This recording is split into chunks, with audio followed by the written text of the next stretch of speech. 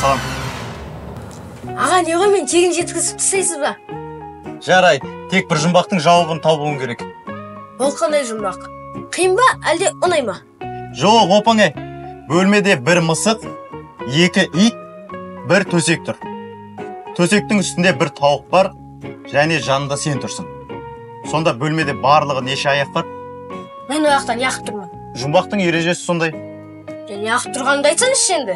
Жұмбақтың ережесі сондай, жай тұрсың жанында. Ал мысықтың түсі қандай?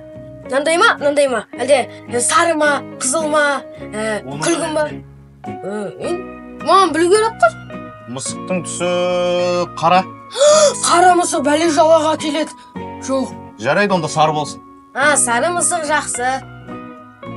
Иттер қандай? Мынандай ма, әлде ұзын ба, әлде дәу ма?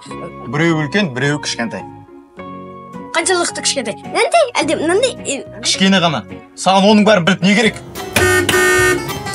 Енді маған білу керек қой жауабын айту үшін.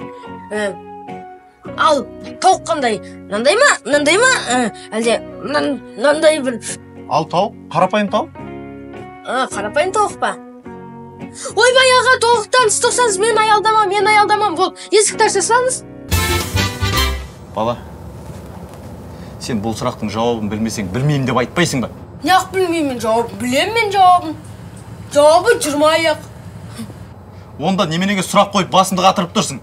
Жай көңіліңізді көтерейін деген ғой. Жарайды, жақсы аға, рахмет.